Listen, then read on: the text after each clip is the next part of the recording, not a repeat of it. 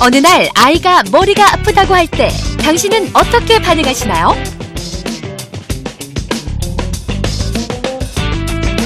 아이들은 억울합니다.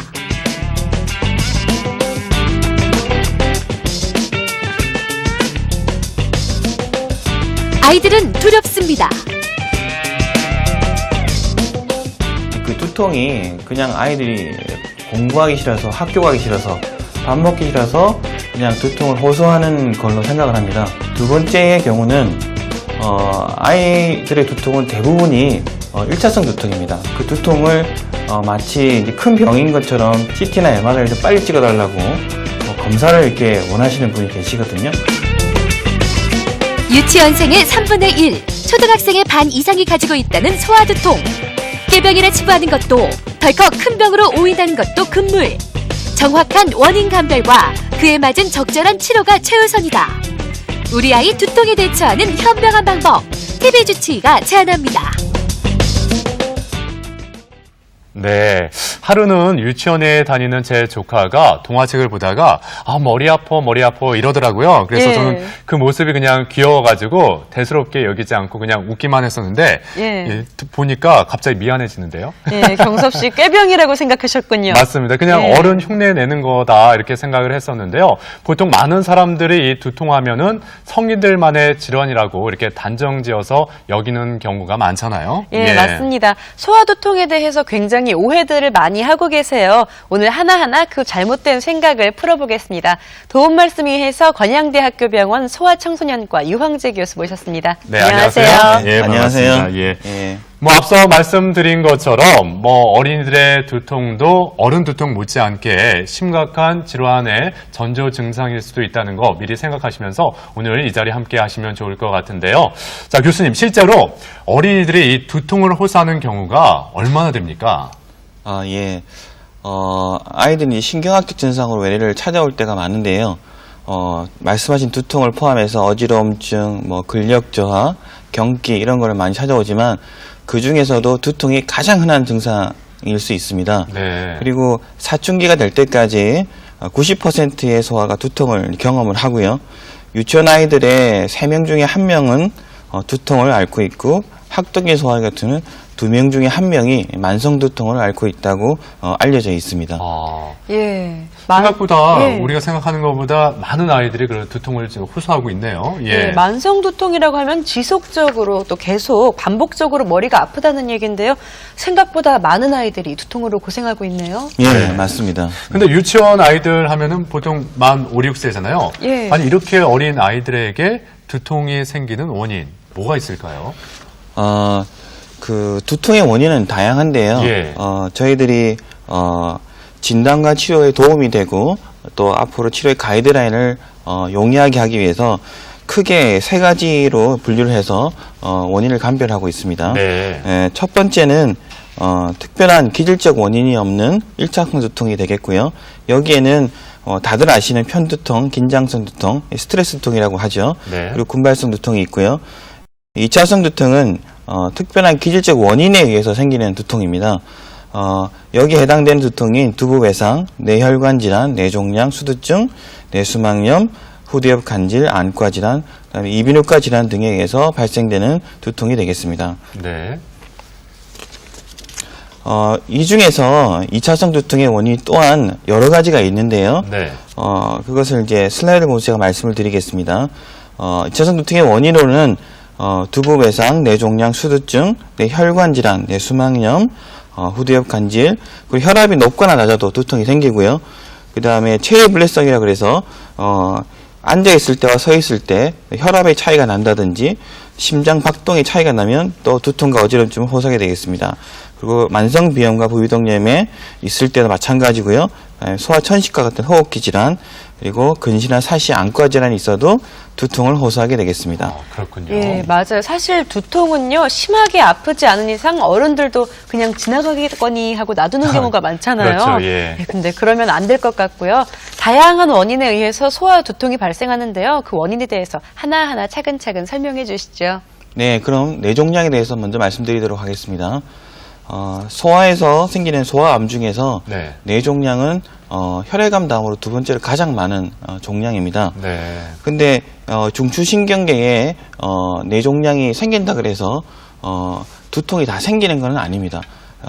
대뇌와 소뇌 중에서도 특히 소뇌 쪽에 생겼을 때 두통을 발생하게 되는데요. 네. 그 이유는 이 대뇌와 소뇌는 이 뇌 척수액이라는 곳에서 이렇게 떠 있습니다. 이게 떠 있는데 이 뇌 척수액이 지나가는 어느 자리가 막혔을 경우에 뇌압이 증가해서 두통을 호소하게 되었습니다. 네. 그래서 만약에 뇌종양으로 두통을 호소하는 아이 같으면 이미 뇌종양이 어느 정도 진행이 돼서 뇌압이 올라간 상태에서 두통을 호소하는 경우이기 때문에 그때는 빨리 뇌종양의 감별 여부를 확인하는 게 좋겠습니다. 그렇군요. 그리고 두 번째로 모야모야 병이라는 게 있는데요. 네. 이 병은 이제 뇌혈관 질환으로서 대뇌에 혈류를 공급하는 뇌혈관이 점차적으로 좁아지는 병이 되겠습니다. 네. 화면에서 보시는 것과 같이 뇌혈관은 뇌경동맥에서 이렇게 목에서부터 뇌 쪽으로 올라가는 혈류에 의해서 공급을 받게 되어 있습니다. 근데 이 뇌혈관이 시간이 갈수록 점차 좁아지는 병이 되겠고요. 그래서 사진에서 보시는 것처럼 혈관이 이렇게 작아지고 네. 여러 가지 축부 혈관이 생겨져 있는 게 보이시죠? 네. 그리고 위쪽에 있는 혈관들이 혈류 공급을 다시 하기 위해서 자라는 그런 모습을 볼 수 있게 되겠습니다. 이렇게 되면은 뇌에 혈류 공급이 제대로 되지 않기 때문에 네. 어떤 상황이 생길 때마다 두통을 호소하게 되는 거죠. 근데 이게 모야모야병의 경우요.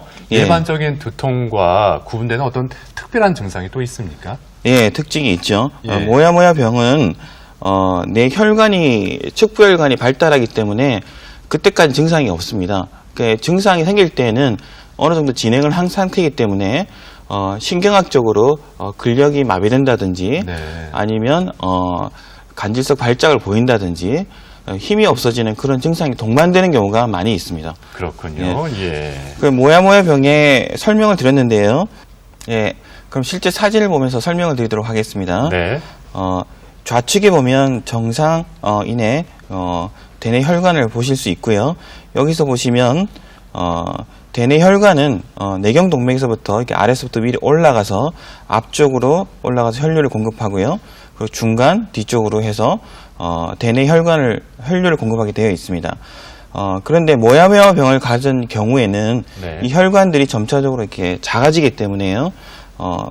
우측에 보시면 모야모야 병 환자의 사진을 보시면 앞쪽으로 가는 혈관과 중간으로 올라가는 혈관이 보이지 않습니다. 희미하네요. 네, 희미하게 예. 보이시고 그리고 그 축부혈관이 발달되어 있기 때문에 마치 구름이 피어나는 모양처럼 이렇게 올라가 있는 모습이 보이시는데요. 네.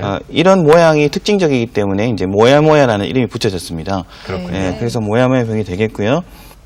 예, 여기서 좀 더 진행하게 되면요. 뇌경색이라는 것이 일어나게 됩니다. 네. 그 사진을 보면서 설명을 드리면요. 지금 이것은 환자의 MRI 사진인데요.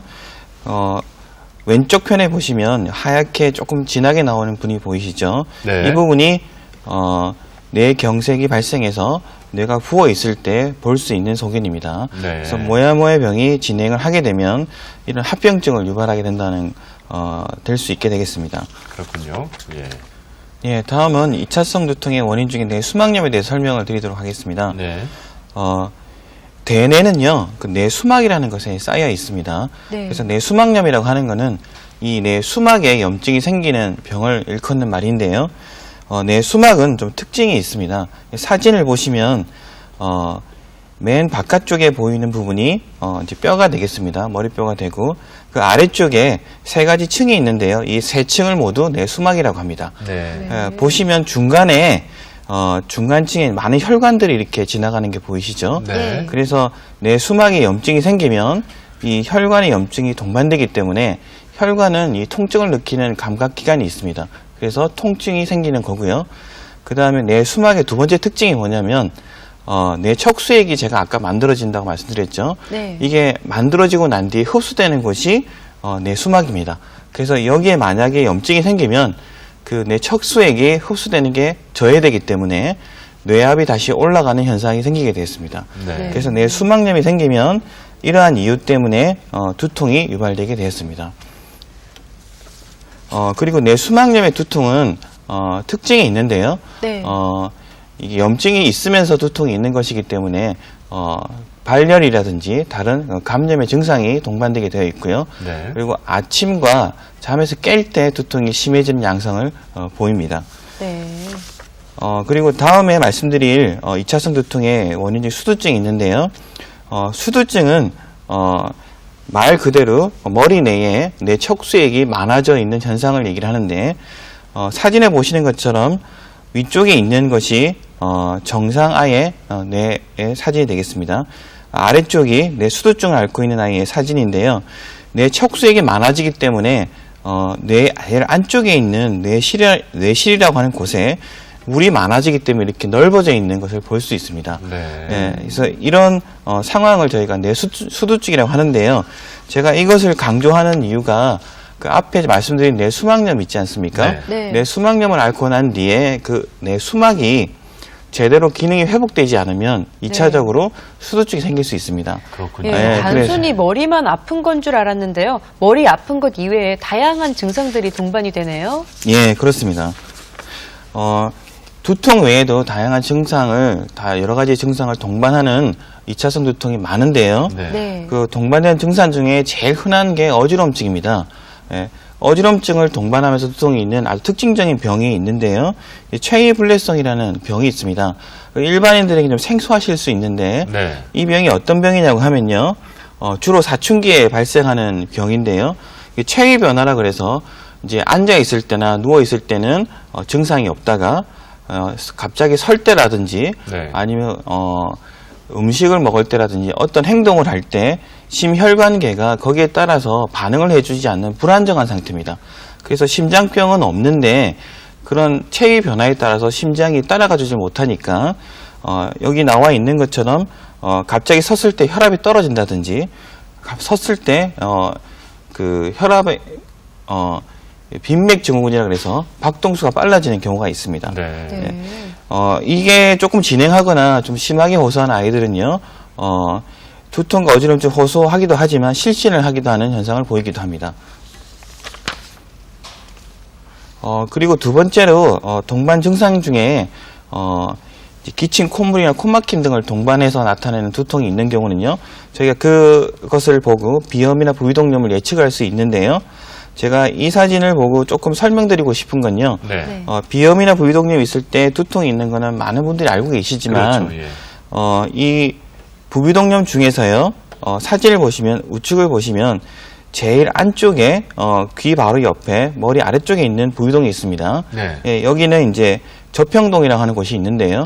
이곳에 염증이 생겼을 때는 저희들이 같이 알고 있는, 코막힘이나 아니면 비염이나 콧물을 흘리거나 기타 증상이 없으면서 두통만 호소하는 경우가 있습니다. 그래서 여기에 염증이 있는 아이들은 동반 증상이 없기 때문에 자칫 편두통으로 오해가 돼서 네. 치료를 받지 못하고 있다가 지속적으로 두통을 보이는 경우가 있습니다.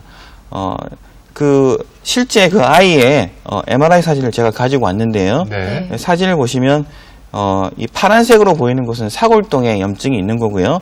제가 아까 강조드린 저평동의 염증은 빨간색 부분입니다. 네. 여기가 바로 우리 대뇌 바로 아래쪽에 정중앙에 위치해 있는 곳인데 여기에 염증이 생겨서 이렇게 고름이 생겨서 넓어져 있으면요. 네. 특별한 동반 증상도 없이 두통이 발생하기 때문에 자칫 다른 병으로 오인해서 치료를 못 받는 경우가 있을 수 있습니다. 그렇군요. 네. 이 설명을 듣다 보니까 그동안 소아 두통에 대해서 우리가 너무 무심하지 않았나 이런 예, 생각이 맞아요. 듭니다. 예. 뇌뿐만 아니라 심혈관계 그리고 이비인후과 쪽까지 원인이 정말 다양한데 그런 거에 따라서 또 증상도 좀 다르고요. 예. 네. 이 밖에 또 다른 증상 어떤 것들이 있습니까? 예, 아주 재밌는 그 병이 하나 있는데요. 예. 편두통과 아주 유사한 증상을 보이는 병이 있습니다. 이제 그게 후두엽 간질이라고 하는 건데요. 실제 이 환자는 두통 환자가 아니고 간질 환자인데 그 증상이 두통으로 나타나는 경우가 있습니다. 이 대뇌는요, 전두엽, 측두엽, 두정엽, 후두엽으로 나눠져 있는데 후두엽은 시력과 그다음 시야를 담당하는 곳입니다. 네. 근데 여기에 간질성 병소가 생기는 것이죠. 그래서 그 병소가 생겼기 때문에 좌측에 보시면 이 후두엽에 간질성 병소가 생기면요, 우측에 보시는 이 뇌파 사견을 보았을 때 예. 이게 뾰족뾰족한 파가 보입니다. 이런 전류가 갑자기 높아지는 현상이 생기는데 네. 이렇게 되면 환자는 눈앞에 번쩍거리는 현상이라든지 시야가 흐려지거나 시야가 왜곡되는 현상을 보게 됩니다. 그래서 편두통 가지고 유사한 현상을 보이게 되는데 실제 이 환자는 간질 환자인 거죠. 예. 네, 지금까지 다른 원인으로 인해서 머리가 아픈 2차성 두통 살펴봤는데요. 소아 환자 중에서 이런 2차성 두통 환자들 비율이 어느 정도나 되죠? 예. 제가 2차성 두통에 많이 얘기를 했기 때문에 걱정들 많이 하시겠지만 사실 예. 2차성 두통의 유병률은 그렇게 높진 않습니다. 네. 소아 두통의 50% 이상은 1차성 두통입니다.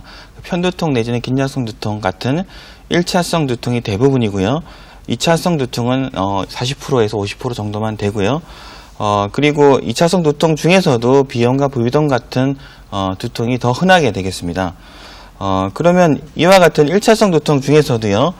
편두통은 좀 더 유병률이 높은데요.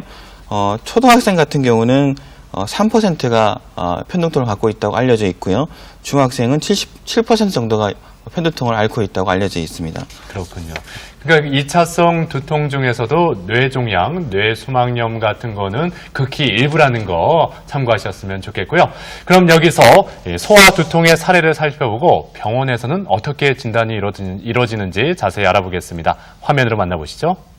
아침에 머리가 아프다고 하고 저녁에도 아프다고 했거든요. 그래서 혹시나 병원에 선생님한테 여기가 아파 이렇게 얘기했었어요.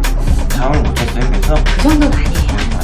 20일 정도 됐는데 계속 두통을 호소해서 오게 됐어요. 근데 심한 건 아니고 일주일에 한 두세 차례 정도 오후에 되면 머리 한쪽이 아프다고 계속 얘기를 하더라고요.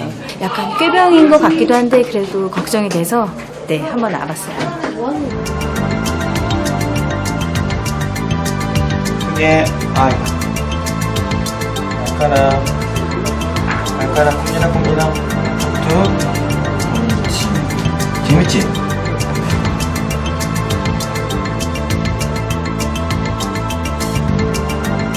일단 두통의 양상이 성인처럼 뚜렷하지가 않습니다. 그래서 성인으로 두통을 생각을 해서 하다가 놓치는 경우가 많이 있고요. 예를 들면 성인 같으면 편두통인 경우에 뭐 좌측에 한쪽에 두통이 있다고 알고 있는데 이제 그런 증상이 나타나지 않으니까 그냥 스트레스에 의한 두통으로 생각을 해서 병을 키우는 수가 있죠.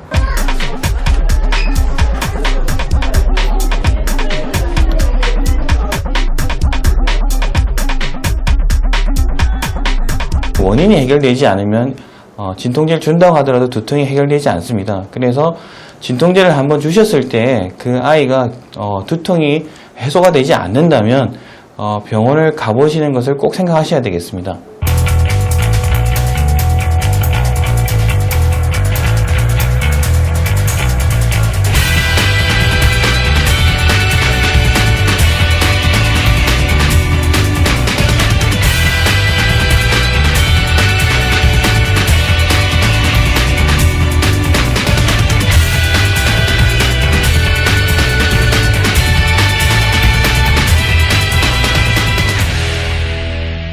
뇌 혈관에 문제가 있어서 두통이 있다고 의심이 될 때는 뇌 혈관 촬영이나 뇌 MRI 촬영을 하게 되는 것이고요. 뇌 종양이 의심될 경우에는 CT 촬영 내지는 또 MRI 촬영을 하게 되어 있습니다. 수막염에 의해서 두통이 유발되었다고 의심이 될 경우에는 뇌 척수액 검사를 통해서 진단하게 되어 있고요. 그 아이의 또 뇌 두통의 원인이 간질파에 의해서 생긴다고 의심이 될 때는 뇌파 검사를 시행하게 되어 있습니다. 왼쪽 오른쪽 흔들어 보세요. 오른쪽. 오케이. 네, 저희가 3일 전부터 기침을 많이 하고 구토 증세가 있더라고요. 그리고 이제 열이 더 심해가지고 애가 울고 그랬는데 오늘 새벽에 애가 너무 아파가지고 울고 그러더라고요. 그래서 저희 병원에 한번 와서 진찰 받아야겠다고 생각해서 저에게 찾아오게 됐습니다. 하나. 있어. 뇌수막염에 의한 두통은요, 그게 수막에 염증이 생겨서 생기는 두통이기 때문에 발열이 있습니다.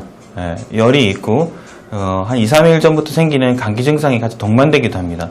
그래서 일단 그게 구분이 가고요. 또 하나 구분이 가는 거는 두통이 굉장히 많이 아픕니다. 뇌압이 증가돼서 생긴 두통이기 때문에 일반적인 약물을 써도 듣지가 않습니다. 그래서 병원에 오셔서 진단을 받고 치료를 받으셔야만 그 두통이 사라지게 됩니다.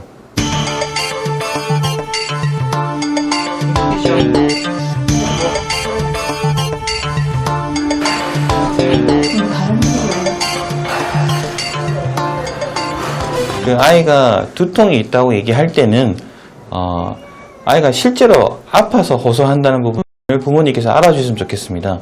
그래서 이 아이의 두통이 첫 번째로 뭐 스트레스에 의한 거나 공부하기 싫어서 두통 생각하시기보다는 어떤 아이가 아프다는 사인으로 생각하시고 어디가 아픈지 아이하고 대화를 하셔서 두통의 성상을 파악하시는 게 제일 중요하고요.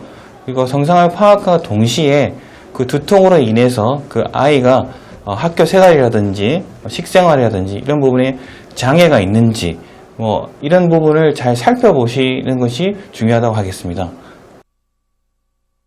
네. 두통이라고 해서 다 같은 두통이 아닙니다. 신체적인 원인에 의한 2차성 두통인지 아니면 뚜렷한 원인이 없는 1차성 두통인지를 잘 판단하는 것이 치료의 첫 시작이라고 할 수가 있겠네요. 맞습니다. 예.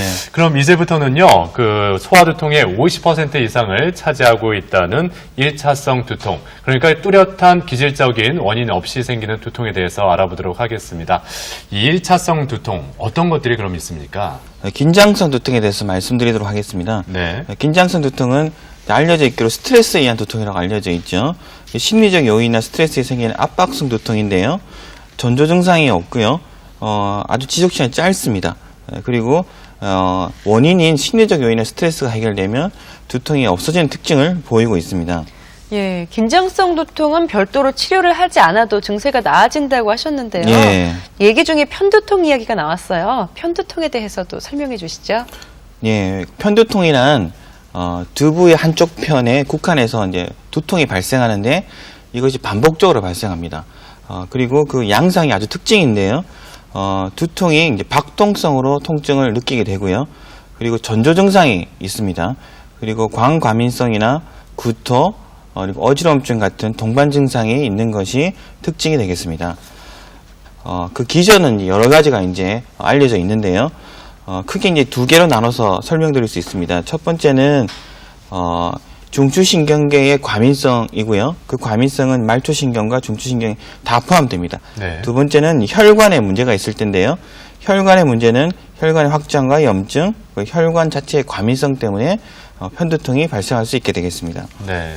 어른들도 그 편두통이 있으면은 증상이 오래가고 약을 먹어도 쉽게 낫지가 않잖아요. 굉장히 괴롭죠. 그렇죠. 예. 근데 그렇다면 이 소아두통, 편두통, 어른들과의 편두통과 어떤 차이점이 있습니까? 그 차이점을 설명드리면, 네. 지속 시간이 성인에 비해서 짧습니다. 그리고 성인은 한쪽에만 두통을 호소하는데 아이들은 양측성을 호소하는 경우가 흔하고요. 네. 그리고 성인은 축두엽에 두통을 호소하는 경우가 대부분이지만 소아는 축두엽뿐만 아니라 후두엽 두통을 호소하기도 합니다.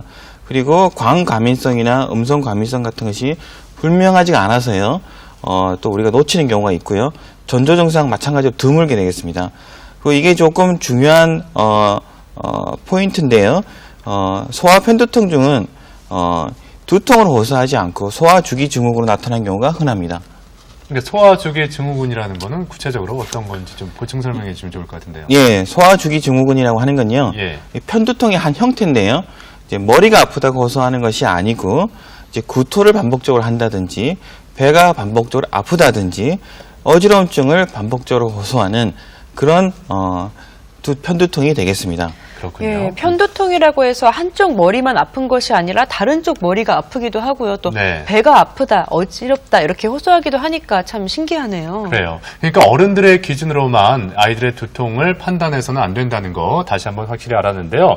이런 사실을 잘 모르면 아이들 그 편두통에 대해서 그냥 방치하는 경우도 많을 것 같습니다. 예. 예, 그렇습니다. 아이들이 편두통을 호소할 때 제대로 치료를 받지 못하는 경우가 두 가지가 있는데요. 첫 번째는 제대로 진단이 되지 않았기 때문이고요. 두 번째는 편두통을 생각하시기에 그냥 스트레스에 생긴다고 생각하시는 분이 많으십니다. 네. 그래서 편두통을 치료하지 않고 반복적으로 생기게 되면 합병성 편두통이 생기게 되는데 그 부분을 관광하시게 되는 경우가 있는데요. 그런 부분의 사진을 제가 보고 설명을 좀 드리겠습니다. 이 사진은 이제 편두통을 이제 오래 앓고 있는 아이의 사진인데요. 빨간색으로 표시되어 있는 부분이 보이시죠? 네. 이 부분이 이제 편두통이 오래되면서 그 혈관이 수축이 돼 있어서요. 해당되는 그 뇌세포가 혈류공을 받지 못해서 뇌세포가 괴사되어 있는 모습입니다. 예. 그래서 뇌경색과 마찬가지로 촘촘하게 생기는 이런 합병증이 생기게 되겠습니다. 그렇군요. 예, 그렇다면 소아 편두통에는 어떤 치료가 필요할까요? 아이들이 편두통을 가졌을 때 저희를 치료할 때는요. 네. 먼저 약물을 쓰기보다는 일상생활의 조절이 중요한데요. 제일 첫 번째로 해야 될 것이 유발 음식을 피해야 됩니다.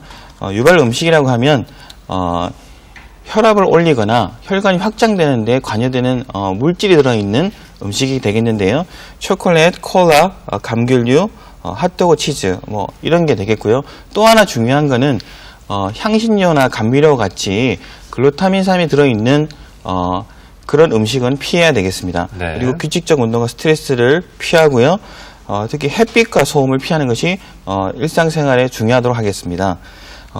이러한 생활의 조절에도 갑자기 두통이 발생했을 때는 저희 약물 복용을 저희가 시키는데요. 그때는 이제 고전적으로 이제 안전한 약물을 투여하고요. 네. 이러에도 불구하고 반복적으로 될 때 저희가 예방적으로 약물을 투여하는 경우가 있습니다. 네, 그렇다면 그 소아 두통 중에서 그래도 주의 깊게 봐야 할 증상이 있다면 뭐가 있을까요? 예. 아이가 두통을 호소할 때 꼭 병원을 찾아오셔야 되는 경우가 있는데요. 네. 새롭게 발생한 두통이라든지 두통이 점점 심해지는 경우, 그리고 특히 수면에서 깰 때라든지 아침에 두통이 있을 때는 병원을 찾아가시는 게 좋겠고요. 네. 특히 아이가 일상생활에 지장을 줄 정도의 두통의 경우는 병원을 찾아가시는 게 좋겠습니다. 네. 네. 저희가 그 아이의 두통의 양상에 대해서 저희가 병력 청취를 한 뒤에 신경학적 검사와 키, 체중, 혈압, 신체 검진을 통해서 이제 검사를 필요한 경우인지 2차성 두통인지 1차성 두통인지를 가린 다음에 그 원인에 따라서 저희가 검사를 진행하게 되어 있습니다. 네, 선생님, 그런데 체크리스트라는 내용이 보이는데요. 체크리스트는 병원에 가기 전에 집에서 체크해보면 되는 내용인가요? 설명해 주시죠. 예, 이게 체크리스트라고 하는 건요. 네. 부모님께서 병원에 오시기 전에 이 정보를 가지고 오시면 저희가 진단에 좀 더 손쉽게 그리고 정확하게 할 수 있기 때문에 체크해 오셔야 되는 부분인데요. 두통의 기간과 빈도, 그 발생 시기, 그리고 악화 요인, 해소 요인을 이렇게 자세하게 알아가지고 오시면 저희가 진단하는 데 도움이 되겠습니다. 이어서 소아 두통에 대한 시청자들의 궁금증 들어보겠습니다. 제가 그 편두통이 좀 심한 편인데요. 혹시 이제 저희 아이들한테도 유전이 되는지 그것이 좀 궁금합니다. 네. 이 아이의 편두통 유전이 되는 건가요? 예. 예. 편두통은 유전되지는 않습니다. 아, 그런가요? 예. 유전되지는 않지만 그 가족력이 상당히 있는 걸로 보고되어 있기 때문에 네. 부모님들께서 편두통이 있다고 하시면 아이가 편두통이 있을 수도 있기 때문에 좀 각별히 주의를 하시는 게 좋겠습니다. 네. 그러니까 유전은 되지는 않지만 가족력을 무시할 수 없기 때문에 좀 더 세밀한 관찰이 필요하지 않을까 하는 생각이 듭니다. 자, 그럼 다음 질문 들어보겠습니다. 과체중이거나 비만이나 학생들이나 아니면 그런 아동들이 두통이 좀 있다고 하거든요. 그런 친구들이 그게 사실인지 좀 알고 싶고요. 그리고 비만인 아이들이 살을 빼면 그 두통이 없어지는지도 궁금합니다. 네, 선생님, 두통과 체중에 상관관계가 있나요? 네. 직접적인 상관관계는 없습니다. 예. 네.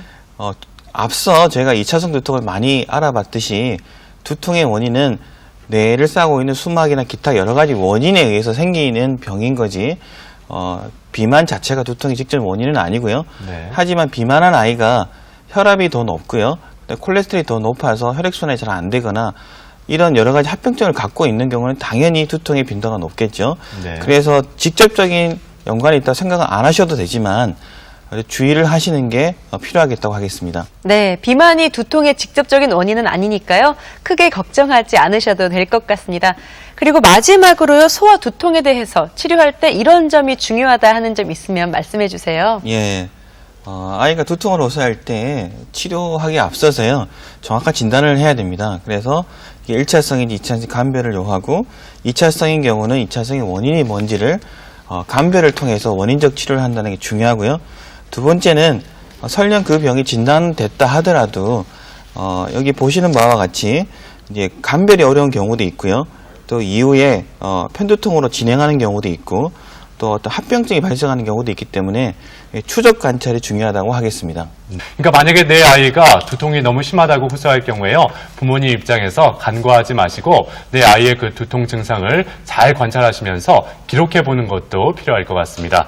오늘 교수님께서 소개해 주신 병원에 꼭 가야 하는 경우들, 그리고 집에서 할 수 있는 체크리스트는요, 저희 대전 MBC 홈페이지 www.tjmbc.co.kr로 들어오시면 그 TV 프로그램 중에서 건강 플러스 이 게시판에서 다시 확인할 수가 있습니다. 참고하셨으면 좋겠네요. 예, 지금까지 건양대학교병원 소아청소년과 유황재 교수와 함께했습니다. 오늘 말씀 고맙습니다. 네, 고맙습니다. 네, 감사합니다. 네, 요즘 휴가를 다녀온 다음에 몸이 녹초가 됐다, 피로가 풀리지 않는다, 이런 분들 굉장히 많으신데요. 바로 휴가 후유증 때문이죠. 네, 그렇습니다. 이 휴가 후유증, 마치 군대에서 첫 휴가 받고 휴가를 마음껏 즐기다가 다시 부대로 복귀할 때 그 심정, 그 몸 상태가 아닐까 싶습니다. 예. 한마디로 괴롭다는 거죠. 그런데 우리가 일상에서 더욱 활기차게 보내기 위해서 이 휴가를 다녀오는 거잖아요. 네. 그러니까 일상으로의 빠른 복귀를 위해서 더욱 규칙적인 생활하는 거 잊지 않으셨으면 좋겠습니다. 예, 건강 플러스 다음 주에는 골다공증 내용 가지고 다시 찾아뵙겠습니다. 편안한 주말 보내시고요. 시청해주신 여러분 고맙습니다.